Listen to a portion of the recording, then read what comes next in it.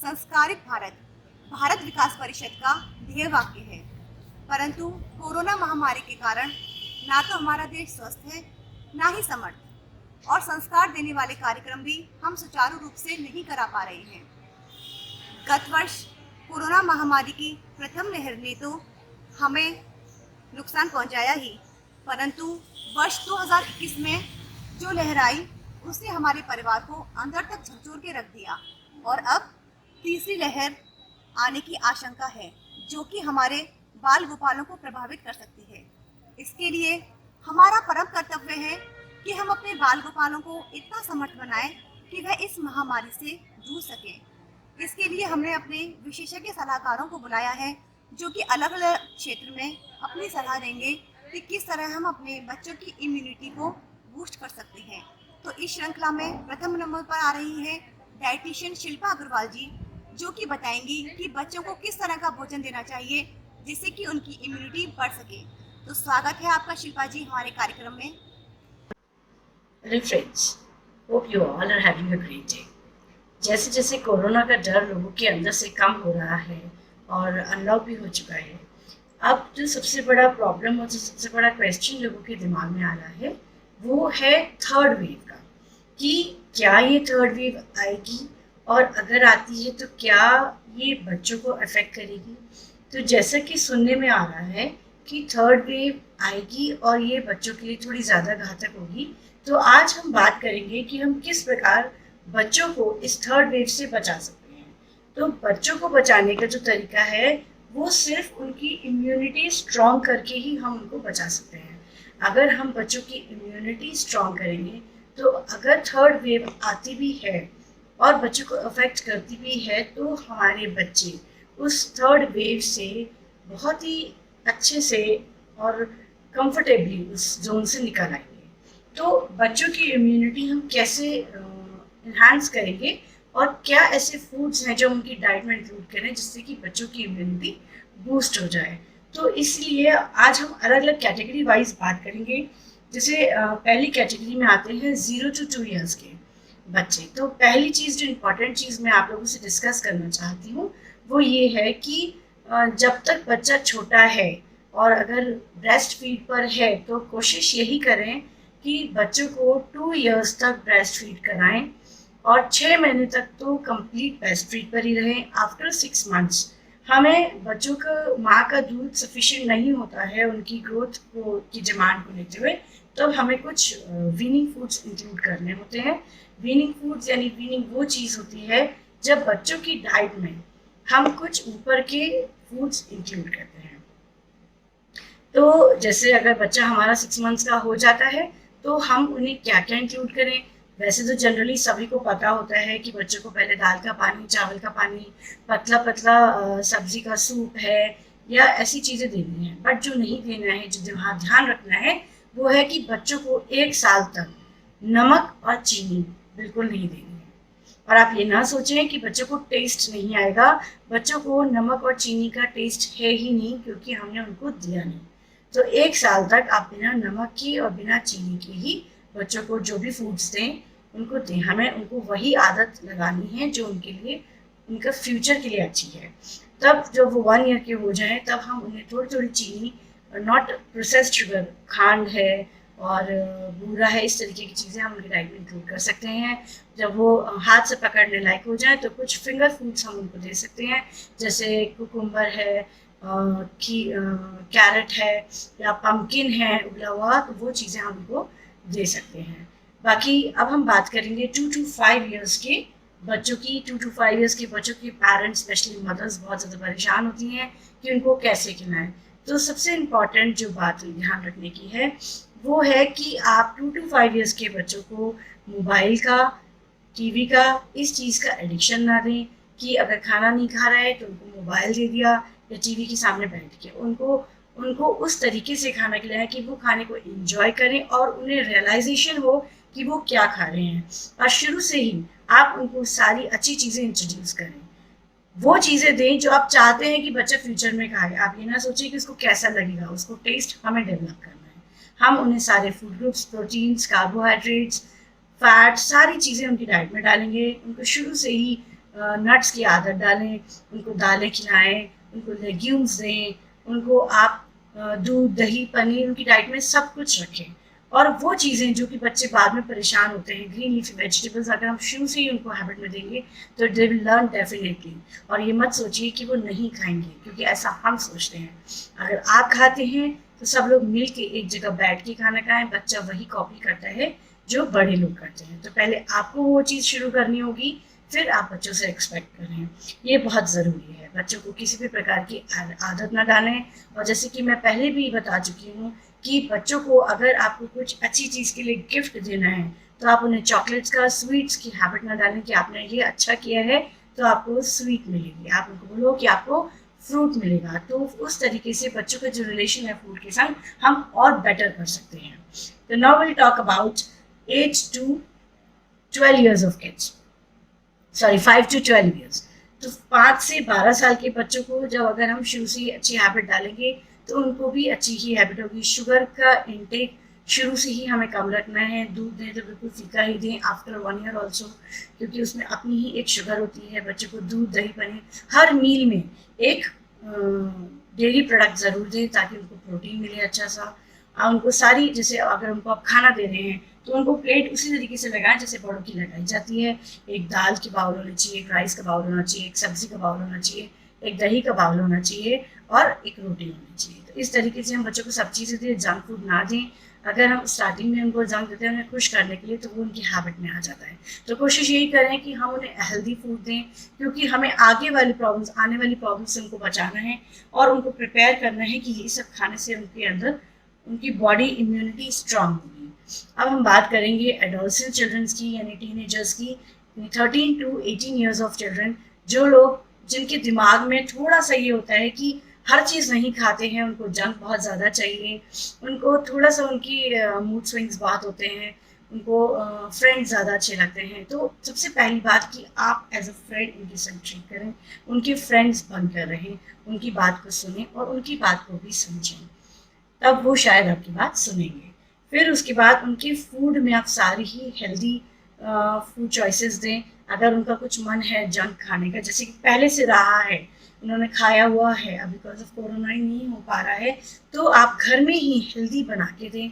आप वही चीज़ें को हेल्दी वर्जन उनका आप करके उनको दे सकती हैं and they will really enjoy it. ऐसा नहीं है कि हम मैदा की ही बनाएंगे तो ही उनको अच्छा लगेगा। There are so many options.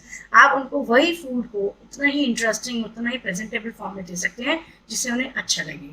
और सबसे इम्पॉर्टेंट है कि अगर हमें बच्चों को आने वाली थर्ड वेव से बचाना है तो हमें उनकी डाइट में विटामिन सी ज़रूर देना है। और विटामिन सी किन चीज़ों में होता है, सारे कलरफुल फ्रूट्स आप दें, खट्टे फल उन्हें दें, जैसे रेनबो कलर्स की उनकी प्लेट बना के दें, हर अलग अलग कलर के फ्रूट्स उनको दें, अलग अलग टाइम पर दें, सबसे इम्पॉर्टेंट। फिर उसके बाद उनको ग्रीन लीफी वेजिटेबल्स बहुत दें। ग्रीन लीफी वेजिटेबल्स में भी बहुत इंपॉर्टेंट न्यूट्रिएंट्स होते हैं जो उन्हें चाहिए। फिर विटामिन डी बहुत इंपॉर्टेंट होता है। आपने नोटिस किया होगा कि जिन लोगों को कोरोना हुआ था उनको विटामिन डी भी दिया गया था। तो विटामिन डी एक रात में नहीं बढ़ता है या एक दिन में हम दें तो नहीं बढ़ता है। अगर हम अभी से ही कोशिश करेंगे उनको विटामिन डी उनकी डाइट में देंगे तो हम उनकी इम्यूनिटी को डेफिनेटली बेटर कर पाएंगे। और विटामिन डी वेजिटेरियन डाइट्स में बहुत कम होता है। तो best source of vitamin D sunlight होता है। आधे घंटे के लिए भी अगर बच्चों को सनलाइट हम दिखाएंगे तो उनको विटामिन डी भरपूर मिलेगा। अदरवाइज अगर हमें सोर्सेज चाहिए तो मशरूम में होता है विटामिन डी, सैल्मन फिश में होता है विटामिन डी और एग योक में होता है विटामिन डी। तो ये कुछ ऑप्शंस हैं जो हम बच्चों की डाइट में इंक्लूड कर सकते हैं। फिर हम बात करते हैं प्रोटीन की। उनकी हर मील में प्रोटीन ज़रूर होना चाहिए, चाहे वो दाल हो, चाहे वो सोया प्रोटीन हो, चाहे वो मिल्क एंड मिल्क प्रोडक्ट्स हो, उनको हमें देना है। पनीर है, एग्स हैं, ये सब चीज़ें हमें उनकी हर एक मील में, एक मील में आप उन्हें दही दे सकते हैं, एक में आप पनीर दे सकते हैं, एक में आप उन्हें बटर मिल्क दे दीजिए या फिर कोई भी ऐसी चीज़ डाल दीजिए जिससे उनका प्रोटीन का जो रिक्वायरमेंट है, उनकी बॉडी की ग्रोथ की जो रिक्वायरमेंट है वो भी पूरी हो। तो ये कुछ चीज़ें हैं जो हमें उनकी डाइट में इंक्लूड करनी है। फिर हमारी किचन में भी बहुत सारी ऐसी चीज़ें हैं जो इम्यूनिटी को बूस्ट करती हैं। अदरक है, लहसुन है और आपकी हल्दी है। आप ये किसी ना किसी फॉर्म में आप उनको दीजिए और उनकी इम्यूनिटी को बूस्ट कीजिए। और किसी भी प्रकार से घबराने की बिल्कुल टेंशन नहीं है। हमारी गवर्नमेंट बहुत अच्छे मेजर्स ले रही है आगे आने वाली वेव को रोकने के लिए और उनसे लड़ने के लिए। हमें इस वक्त जो हम कर सकते हैं, जो चीज़ हमारे हाथ में है, सिर्फ वही करना है। हमें डरना नहीं है, हमें उससे लड़ना है। तो उसके लिए आज से ही अपने बच्चों की डाइट इम्प्रूव कीजिए ताकि वो उस फेस को भी अच्छे से फेस कर सकें और हम इस प्रॉब्लम से बाहर आ सकें। Thank you so much. Immunity बढ़ाने के लिए विशेष प्रकार की दवाएं व फूड प्रोडक्ट्स मार्केट में उपलब्ध हैं। बच्चों की इम्यूनिटी बढ़ाने के लिए किस प्रकार की दवाएं व फूड प्रोडक्ट्स उन्हें खिलाने चाहिए, इसकी जानकारी देने आ रहे हैं विख्यात बाल रोग विशेषज्ञ डॉक्टर अरुण जैन जी। बहुत बहुत स्वागत है डॉक्टर साहब आपका कार्यक्रम में। नमस्कार, मैं डॉक्टर अरुण जैन, नवजात शिशु एवं बाल रोग विशेषज्ञ। आज हम चर्चा करेंगे थर्ड वेव में बच्चों पर जो कोरोना का असर होगा उसका क्या क्या समाधान है, क्या क्या निदान है। बहुत ज़्यादा मीडिया में एक हल्ला मचा हुआ है कि थर्ड वेव में हमारे बच्चे बहुत ज़्यादा अफेक्ट होंगे। तो ये बता दूं आप लोगों को कि बहुत ज़्यादा पैनिक करने की सिचुएशन नहीं है और बहुत ज़्यादा घबराने की आवश्यकता नहीं है, क्योंकि अगर बच्चों में असर होता भी है कोविड का तो 90 to 95% केसेस में बहुत माइनर होता है, जो कि जनरल दवाइयाँ से ठीक हो जाता है। 1 या 2% में ही बहुत ज़्यादा सीरियस केसेस मिलते हैं और जो मेडिसिन हैं उनसे भी कवर होने की संभावना उनमें बहुत ज़्यादा होती है। लेकिन एक इम्पॉर्टेंट चीज़ जो हमें ध्यान रखना है कि कैसे हम इस वेव से अपने बच्चों को बचाएं, तो उसका इम्पॉर्टेंट चीज़ है कि जो बड़े लोग हैं वो कोरोना प्रोटोकॉल को फॉलो करें, क्योंकि ज़्यादातर बच्चों में कोरोना जो आता है वो बड़ों से ही ट्रांसमिट होता है। और आजकल बच्चे स्कूल नहीं जा रहे हैं तो उनके चांसेस ज़्यादा हैं कि घर में अगर किसी को कोरोना होगा तो ही बच्चे को कोरोना होगा। तो अगर घर के जो बड़े सदस्य हैं अगर वो फॉलो करेंगे कोरोना प्रोटोकॉल को, जैसे कि मास्क का इस्तेमाल करना, सोशल डिस्टेंसिंग बनाए रखना और भीड़ भाड़ एरिया से दूर रहना, ये प्रोटोकॉल हम सभी को फॉलो करना है, भले ही लॉकडाउन खुल चुका हो। अगर हम इसको फॉलो नहीं करेंगे तो थर्ड वेव में बड़ों के साथ साथ हमारे बच्चे भी बहुत तेजी से इफेक्ट होंगे और उनको फिर संभालना मुश्किल हो जाएगा। दूसरा इंपॉर्टेंट पॉइंट है कि वैक्सीन जो है बच्चों में भले ही अभी ना आई हो, लेकिन जो रूटीन टीके हैं वो भी माँ बाप कोरोना के डर से नहीं लगवा रहे हैं, जो कि बहुत ही खतरनाक है। यहाँ मैं बताना चाहूँगा कि जो हम टीके बच्चों को लगवाते हैं, रूटीन इम्यूनाइजेशन जिसे हम कहते हैं, वैक्सीनेशन, उससे हमारे बच्चों की इम्यूनिटी पावर डेवलप करती है। तो कृपया करके जन्म से लेके 18 साल के सभी बच्चों को नियमित रूप से टीकाकरण लगवाएं, उनसे बच्चों की इम्यूनिटी पावर डेवलप होगी और वो कोरोना जैसे वायरस से अच्छी तरह से लड़ सकेंगे और उनमें कोरोना की चांसेस होने की संभावना बहुत कम होगी। तीसरा पॉइंट है बच्चों की खान पान। अगर बच्चों का खान पान अच्छा होगा, न्यूट्रिशन अच्छा होगा, तो उनके अंदर इम्यूनिटी पावर डेवलप करेगी और वो अपने अच्छे तरीके से कोरोना से फाइट कर सकेंगे। इसलिए ज़रूरी है कि बच्चों को पौष्टिक आहार दें, घर का बना खाना दें, दाल चावल रोटी सब्जी फल, लेकिन फास्ट फूड, जंक फूड जैसी चीज़ों से बचें ताकि हमारे बच्चे सुरक्षित रहें और हेल्दी रहें। सबसे इम्पोर्टेंट पार्ट ये है कि बच्चे इस समय लॉकडाउन में बहुत ज़्यादा बोर हो रहे हैं और बहुत ज़्यादा बोरियत की वजह से बच्चों में एक डलनेस आ गई है जो उनकी इम्यूनिटी पावर को डेवलप होने से रोक रही है। इसलिए ज़रूरी है कि बच्चों को थोड़ी सी देर बाहर के वातावरण में खुली सांस दें, प्योर ऑक्सीजन दें, थोड़ा सा उनका एक्सपोजर होगा सनलाइट से तो उनके अंदर अच्छी सी चेतना जागेगी और उनके अंदर एक्टिविटी आएगी, डलनेस खत्म होगी, जो उनकी इम्यूनिटी पावर को डेवलप करने में एनहांस करेगी। अगर हम इन सब चीज़ों का ध्यान रखेंगे तो हम काफ़ी हद तक कोरोना जैसी महामारी से लड़ने में सक्षम होंगे और अपने आप को, अपने बच्चों को इस बीमारी से बचा के ले जाएंगे। तो कृपया करके ये जो टिप्स मैंने दिए हैं उनको फॉलो करिए और डेफिनेटली हम इस पर विजय पा सकेंगे। धन्यवाद।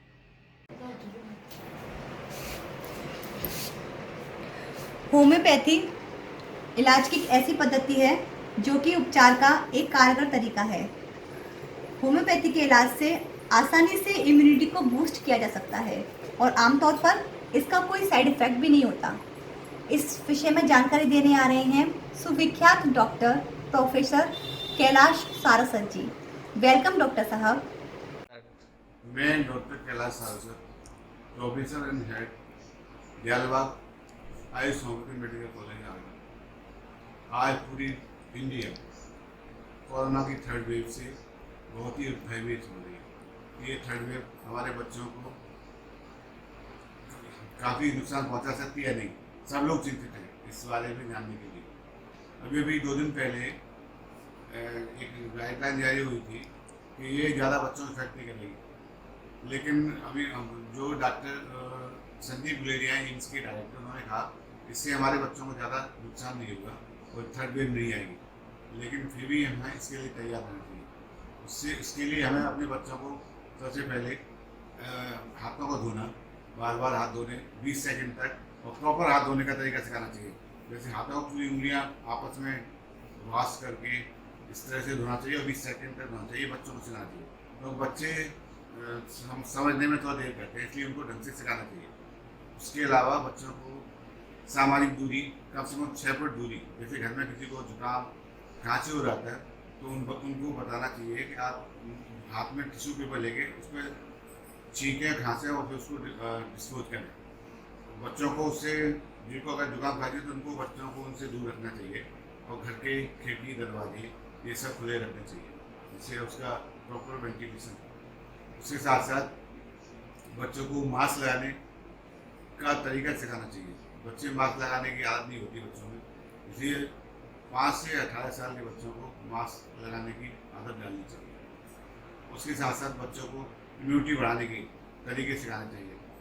5 से 18 साल के बच्चों को प्राणायाम, उसके साथ साथ मेडिटेशन ये सिखाने की आदत डालनी चाहिए। ज़्यादातर अगर होता है कोरोना तो ज़्यादातर वो बच्चों को, उन बच्चों को होता है जो प्रीमेच्योर बच्चे होते हैं, जो 6, 7, 8 महीने में जिनकी डिलीवरी होती है, उनको कोरोना होने के ज़्यादा चांसेस होते हैं। उसके साथ साथ वो बच्चे जिनको टाइप 1 डायबिटीज़ है, उनको कोरोना होने के ज़्यादा चांसेस होते हैं। उसके साथ साथ जिनको लंग्स की इन्फेक्शन है, जिनको हार्ट की बीमारियाँ हैं, उनको कोरोना होने के ज़्यादा चांसेस होते हैं। इस तरह से हमें ज़्यादा डरने की ज़रूरत नहीं है, क्योंकि कोरोना बच्चों को 5वें साल तक MMR का टीका लगेगा।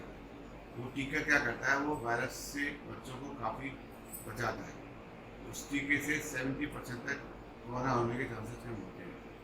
क्योंकि अभी एशियन मेडिकल कॉलेज में अभी जो देश आई थी, उसमें 50 बच्चे पीडियाट्रिक डिपार्टमेंट में भर्ती हुए थे, जिसमें सभी बच्चे 3 से 4 दिन के अंदर ठीक हो गए, अपने घर चले गए थे। इसलिए बच्चों में कोरोना होने के चांसेस हो जाता भी है तो बहुत कम फैटल्स होते हैं, मतलब ज़्यादा सीरियस नहीं होते और ठीक हो जाती है। उसके साथ साथ जो अभी जितने भी केस आए हैं इंडिया के अंदर अभी जो कोरोना में, उसमें 18 साल तक होते हैं 8.5% बच्चों को भी कोरोना इफेक्ट किया है, लेकिन वो जो है जल्दी ठीक हो गए बच्चे। तो बहुत कम बच्चों को की कैजुअलिटी हुई है, ज़्यादातर बच्चे ठीक हो गए। इसलिए हमें अपने बच्चों को जो देश के लिए तैयार रहना चाहिए और अपने बच्चों को ये सब चीज़ जो गाइडलाइन है उनको सिखाना चाहिए। साथ साथ इसके साथ साथ हमें बच्चों को एक होम्योपैथी की मेडिसिन आती है आर्सेनिक एल्बम 30, उसकी 2 बूंद सप्ताह में 1 बार, जब तक इसका बीमारी का भय है जब तक लगातार देते रहना चाहिए। इस तरह से हम इसकी रोकथाम कर सकते हैं। धन्यवाद। ऋषि पतंजलि ने हमारे समाज व भारत को स्वस्थ रखने के लिए विभिन्न प्रयोग किए हैं और भरपूर प्रयास किए हैं। बाबा रामदेव ने आयुर्वेद के इलाज की पद्धति को जन सामान्य तक पहुंचाया है। आयुर्वेद की पद्धति इलाज की प्राचीनतम पद्धति है। किस तरह का दवाइयाँ हमें अपने नन्हे मुन्नों को देनी चाहिए, उनकी इम्यूनिटी बूस्ट करने के लिए जानकारी देने आ रहे हैं योगाचार्य डॉक्टर रविकांत दीक्षित जी। स्वागत है डॉक्टर साहब आपका हमारे कार्यक्रम में। हेलो दोस्तों, नमस्कार। मैं एक आयुर्वेद चिकित्सक हूँ। जैसा कि हम सभी जानते हैं, इस समय हम सभी कोविड-19 जैसी महामारी जैसी समस्याओं से जूझ रहे हैं, जिसमें फर्स्ट लहर, उसके बाद सेकंड लहर में कई हजार लोगों ने अपने परिवार के कई सदस्यों को खोया। इसके अलावा शोधकर्ताओं के अनुसार अभी थर्ड लहर आना बाकी है, जिसमें बच्चों के ऊपर भी उसके दुष्प्रभाव बताए जा रहे हैं। तो इसके लिए सर्वप्रथम हमें ध्यान देना है बच्चों की इम्यूनिटी डेवलप कैसे हो। उसके लिए उन्हें नियमित योग प्राणायाम कराएं। इसके अलावा जैसे छोटे बच्चे हैं जो कि स्तनपान कर रहे हैं, उन लोगों को ध्यान रखना है कि जो बच्चे स्तनपान कर रहे हैं उसमें माताओं की इम्यूनिटी के ऊपर हमें विशेष ध्यान देना है।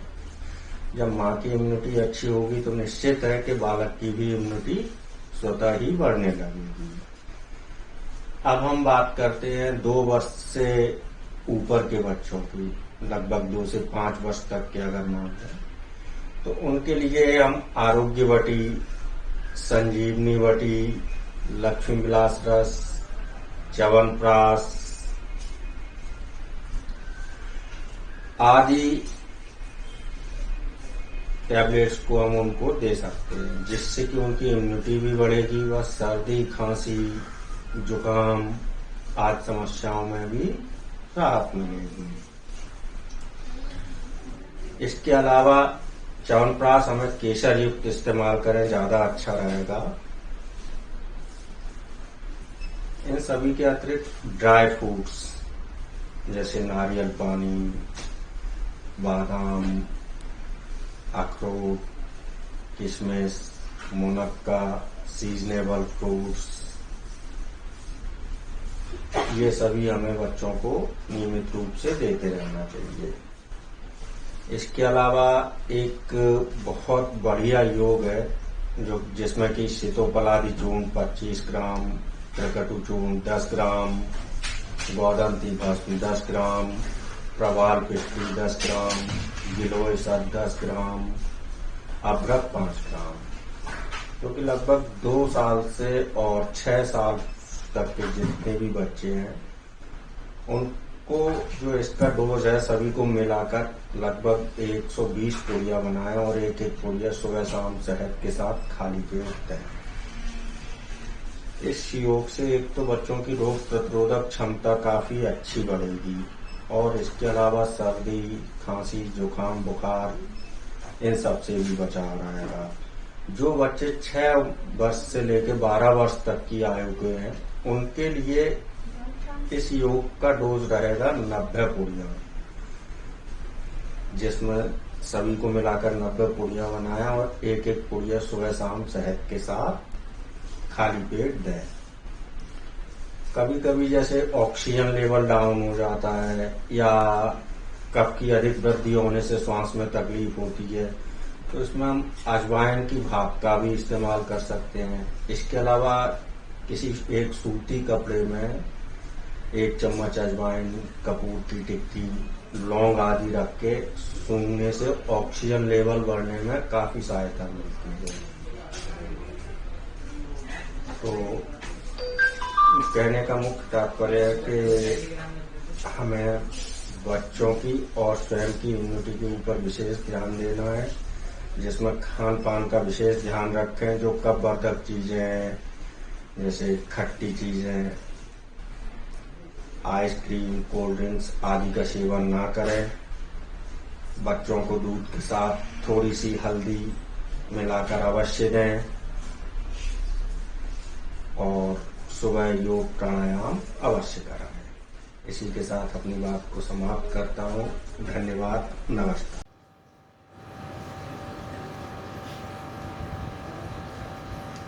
हमारे प्रधानमंत्री माननीय नरेंद्र मोदी जी के अथक प्रयासों से 21 जून विश्व योग दिवस के रूप में मनाया जाता है। आज योग की महिमा को संपूर्ण विश्व ने स्वीकार किया है। अतः हमारे बाल गोपालों व टीन एजर्स को भी योग का ज्ञान होना अति आवश्यक है, जिससे कि वे शारीरिक व मानसिक रूप से सशक्त बन सकें। तो योग का ज्ञान देने आ रहे हैं योगाचार्य श्री दीपक अग्रवाल जी। आपका बहुत बहुत स्वागत है हमारा कार्यक्रम में। नमस्कार साथियों, कोविड की अभी हमने सेकेंड वेव को फेस किया था जो काफ़ी ख़तरनाक थी। अब सुन रहे हैं कि थर्ड वेव भी आ सकती है जो बच्चों के लिए काफ़ी ख़तरनाक हो सकती है। हम अपने बच्चों की थर्ड वेव से कैसे बचा सकते हैं, इसके लिए मैं योग प्रशिक्षक दीपक अग्रवाल आपको योग प्राणायाम के माध्यम से हम अपनी इम्यूनिटी को स्ट्रॉन्ग करके इस कोविड की थर्ड वेव से कैसे बच सकते हैं, ये आज आपको जानकारी साझा करने का प्रयास करूँगा। हम प्राणायाम के माध्यम से अपनी इम्यूनिटी को स्ट्रॉन्ग रख सकते हैं, बच्चों को स्ट्रॉन्ग रख सकते हैं।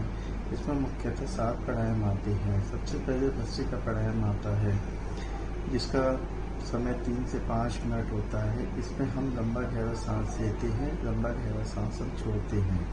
इससे डायरेक्टली हमारा ऑक्सीजन लेवल बढ़ता है, हमारी इम्यूनिटी स्ट्रॉन्ग होती है। इसके बाद कपालभाति प्राणायाम आता है। कपालभाति में हम सांसों को बाहर छोड़ते हैं, प्रेशर से सांस को बाहर निकालते हैं। जिस प्रेशर से सांस को हम बाहर छोड़ते हैं उसी प्रेशर से पेट अंदर जाता है। इससे बॉडी की सारी टॉक्सिन बाहर निकलते हैं और बॉडी का प्यूरिफिकेशन होता है। इसका समय 10 से 15 मिनट होता है। इसको 5-5 मिनट के 2 या 3 स्पेल में भी किया जा सकता है। इसके बाद अनुलोम विलोम प्राणायाम आता है। ये बहुत इम्पॉर्टेंट प्राणायाम है इम्यूनिटी बढ़ाने के लिए। इससे डायरेक्टली ऑक्सीजन लेवल बहुत अच्छा बढ़ता है, इमीडिएट बढ़ता है। इसमें हम बाएं नोस्ट्रल से स्टार्ट करते हैं। जब हम सांस लेते हैं बाएं से सांस लेते हैं, दाएं से सांस छोड़ते हैं, जिससे सांस छोड़ा उसी से वापस लेते हैं। इसको हमें बहुत धीरे धीरे करना होता है, बहुत धीरे धीरे सांस लेना होता है, बहुत धीरे धीरे सांस हमें छोड़ना होता है। इसका समय भी 10 से 15 मिनट होता है। इसको भी हम 5-5 मिनट के 2 या 3 स्पेल में कर सकते हैं। इसका हम समय बढ़ा भी सकते हैं। ये बच्चों के लिए वैसे भी बहुत अच्छा है। बच्चों की इससे इम्यूनिटी बहुत स्ट्रांग होती है, बच्चों की कंसंट्रेशन पावर बढ़ती है और बच्चों का ऑक्सीजन लेवल बढ़ता है। इसके बाद भ्रामरी प्राणायाम आता है। भ्रामरी प्राणायाम में 3 उंगली आंखों पर रखते हैं, 1 उंगली माथे पर रखते हैं और कान अंगूठे से बंद करते हैं। ये ध्यान प्राणायाम है। ये इम्यूनिटी तो स्ट्रॉन्ग करेगा ही, इसके साथ साथ बच्चों की कंसंट्रेशन पावर को भी बढ़ाता है। आज के बच्चों में चश्मा भी लग रहा है और पढ़ने में उनका ध्यान भी नहीं कम लगता है, उसके लिए प्राणायाम बहुत मददगार सिद्ध होगा। इसको हम 3, 5, 10, 11 बार तक कर सकते हैं। और इसके बाद उद्गीत प्राणायाम आता है। तो उद्गीत प्राणायाम में हाथ घुटने पर रखकर ओम का उच्चारण करना होता है सिंपली। इसको 5, 7, 11, 21 बार तक कर सकते हैं। ये भी कंसंट्रेशन बढ़ाने के बहुत अच्छा प्राणायाम है। ये ध्यान प्राणायाम है। इस तरीके से हमारा ये प्राणायाम का पैकेज हुआ। इसको हम आधे घंटे से लेकर 45 मिनट तक हम इस पैकेज को बना सकते हैं। इसके साथ साथ बच्चों को कुछ फिजिकल एक्सरसाइजेज भी करनी चाहिए जिसमें उनकी ऑक्सीजन लेवल बढ़ता है और बॉडी का ब्लड सर्कुलेशन फास्ट होता है। ब्लड सर्कुलेशन फास्ट होने से सारे शरीर में ऑक्सीजन का फ्लो प्रॉपर होता है ब्लड के माध्यम से। इसमें सबसे ज़्यादा इम्पॉर्टेंट है सूर्य नमस्कार। सूर्य नमस्कार में 6 पोज जाने के होते हैं, 6 पोज वापस आने के होते हैं। इस तरीके से इसमें टोटल 12 पोज होते हैं और इसको 5 बार, 11 बार, 21 बार किया जा सकता है। ये सूर्य नमस्कार बच्चों के चहुमुखी विकास के लिए वैसे भी बहुत अच्छा है। इससे बच्चों की हाइट भी बढ़ती है और बच्चों का पूरा इम्यून सिस्टम स्ट्रांग होता है, डाइजेशन सिस्टम भी बहुत स्ट्रांग होता है। इसके बाद बच्चों में यौगिक जॉगिंग होता है और कुछ का एरोबिक एक्सरसाइजेज वगैरह हैं, स्ट्रेचिंग एक्सरसाइजेज हैं, वो आप अपने समय अनुसार ध्यान अनुसार उसको करा सकते हैं। इस तरीके से बच्चों के लिए हम एक 45 मिनट से लेकर 1 घंटे का पैकेज बना सकते हैं जो बच्चों को पूरा ओवरऑल उसके विकास के लिए बहुत अच्छा होगा और हम उनकी इम्यूनिटी को स्ट्रॉन्ग करके अपने बच्चों को हम इस कोविड की थर्ड वेव से बचाने में मददगार सिद्ध होंगे। धन्यवाद। गीली मिट्टी को जैसा भी रूप दिया जाए वो वैसा ही रूप धारण कर लेती है। चाहे तो उससे भगवान की मूर्ति भी बनाई जा सकती है या तंबाकू पीने वाली चिलम भी। बच्चे भी गीली मिट्टी की तरह ही होते हैं, उन्हें जैसा ढालो वैसा ही ढल जाते हैं। अतः एक विशेष मार्गदर्शन उनको समर्थ सशक्त नागरिक बनने में उनकी मदद करेगा। तो बच्चों का मार्गदर्शन करने आ रही हैं मशहूर सलाहकार श्रीमती रानी जैन जी। स्वागत है आपका कार्यक्रम में। नमस्कार, मैं रानी जैन, एक साइकोलॉजिकल काउंसलर जो कि इस तीसरी कोरोना महामारी के इस पैंडेमिक दौर के जो तीसरी वेव यानी कि थर्ड वेरिएंट आने की जो संभावना बताई जा रही है उसके बारे में कुछ डिस्कस करना चाहूँगी। जो थर्ड वेव है ये 18 साल तक के बच्चों के लिए ज़्यादा खतरनाक बताई जा रही है। फर्स्ट वेव में एक अलग तरह के लक्षण पाए गए, एक अलग एज ग्रुप था इनका, जैसे कि इसमें गले में दर्द था, कुछ बुखार भी आया बल लोगों को, और साथ के साथ टेस्ट का जाना और स्मेल का जाना, ये सब लक्षण पाए गए और ये हर एज में देखा गया। सेकेंड वेव जो है वो आई तो उसमें 40 से लेके 60 तक के लोगों को में पाया गया, जिसमें कुछ अलग सिम्टम्स पाए गए, जैसे कि लूज मोशंस लोगों में पाए गए, बुखार तो था ही था, साथ में जो है बदन में बहुत दर्द पाया गया, जैसे खास तौर पे पैरों में दर्द। अब तीसरी जो वेव आएगी उसके क्या लक्षण होंगे, क्या होगा पता नहीं, ये वेव आएगी भी कि नहीं, लेकिन माना ये जा रहा है कि ये आएगी और ये बच्चों के लिए खतरनाक हो सकती है। तो चलिए आज इसी बारे में डिस्कस करते हैं, कि कुछ बातें करते हैं कि जैसे कि ये जो थर्ड वेव है ये बच्चों के लिए कहाँ तक नुकसान हो सकता है, बच्चों को इसमें क्या करना चाहिए, और ख़ास तौर पर पेरेंट्स का भी एक उत्तरदायित्व बनता है कि वो इसमें कैसे बच्चों के साथ में क्या क्या करें और बच्चे जो हैं इस टाइम को बहुत अच्छी तरह से निकाल दें। यहाँ लगभग 1.5 साल से बच्चे टोटल घर में ही हैं, सब चीज़ ऑनलाइन चल रही है, क्लासेस भी ऑनलाइन चल रही हैं, स्कूल्स भी ऑनलाइन चल रही हैं और किसी से मिलने जुलने नहीं दिया जा रहा है। सभी लोग बहुत स्ट्रेस में हैं, बहुत आइसोलेटेड से हो गए हैं, जिसकी वजह से जो है ख़ास तौर पर बच्चे जो हैं वो बहुत इरिटेबल से हो गए। उनको वो पार्क का माहौल नहीं मिल रहा, वो आउटडोर गेम्स नहीं मिल रहे, फ्रेंड से मिलने को नहीं मिल रहा है, जिसकी वजह से जो सिम्टम्स हैं ये निकल के आ रहे हैं। तो बच्चों को ये समझाया जाए कि इसमें डरने की कोई बात नहीं है, अगर कुछ आता भी है तो एक सिंपल वायरल है और वायरल की तरह से आपके कुछ सिम्टम्स होंगे, जैसे जुकाम है, खांसी है, बदन में दर्द है, या सपोज के टेस्ट चला जाना है या कुछ भी होता है, तो इसमें घबराएं नहीं बिल्कुल भी। मेन सब में बड़ी चीज़ जो है वो ये है कि बच्चे अपने पेरेंट्स से सब बातें शेयर करें। अगर बच्चे शेयर करते हैं तो फर्स्ट सिम्टम में ही बच्चों को इस प्रॉब्लम से फेस करने के लिए आगे का इनका ट्रीटमेंट शुरू किया जा सकता है। और ये जो देखा जा रहा है कि बच्चों में बहुत ही माइल्ड इन्फेक्शन हो सकता है, तो बच्चों को ये समझाना कि जैसे गैदरिंग नहीं करनी, बिल्कुल सोशली जो है आपको थोड़ा सा कट होकर रहना है। बच्चे जो है अपने पेरेंट्स के साथ टाइम स्पेंड करें, अपने घर वालों के साथ, अपने दादा दादी के साथ। ऐसे में जॉइंट फैमिलीज का बहुत ही अच्छा इफेक्ट देखा जा रहा है। और अपना रूटीन जो है वो मेंटेन रखें, अपने को ऑक्यूपाइड रखें। रूटीन में जैसे आप अपना स्लॉट्स बना लें दिन के, कि इतने बजे से सपोज करिए 8 बजे से 9 बजे तक हमें एक्सरसाइजेस करनी है, 9 से 10 हमें प्राणायाम करना है और फिर ब्रेकफास्ट लेना है, एंड सो। योगा बहुत हेल्पफुल हो सकता है इस पैंडमिक में, प्राणायाम बहुत हेल्पफुल हो सकता है इस पैंडमिक में। और बच्चे इन्वॉल्व कैसे रखें अपने आप को, क्योंकि स्कूल्स तो क्लोज़ हैं। स्कूल्स क्लोज होने की वजह से सब चीज़ ऑनलाइन चल रही हैं, बहुत बच्चों की आइज़ पे भी इफ़ेक्ट आ रहा है। तो जैसे ही ऑक्यूपाई रखने के लिए बच्चे अपनी हॉबीज़ को देखें कि बच्चे क्या चीज़ कर सकते हैं। जो फ्री टाइम है, जैसे जिसमें वो पेंटिंग बना सकते हैं, जिसमें पोएम राइटिंग कर सकते हैं, म्यूज़िक कर सकते हैं। म्यूज़िक में दोनों तरीके से कर सकते हैं, जैसे कि वोकल है, गा के या बजा के, any instrumental music you can just play it on. कोई अगर आपको स्टोरी राइटिंग लिखने का शौक़ है, या आपको पोएम राइटिंग लिखने का शौक़ है, लड़कियों को अगर कुकिंग करने का शौक़ है तो वो उसमें टाइम अपना लगाएं। गर्ल्स को अगर और किसी चीज़ में या बॉयज़ को किसी और चीज़ में हॉबीज़ में शौक है तो वो उसमें अपना टाइम स्पेंड करें। इस तरह से वो अपने को हर तरीके से इन्वॉल्व रख सकते हैं, और अगर इन्वॉल्व रखेंगे तो उनको जो है स्ट्रेस लेवल नहीं बढ़ेगा उनका।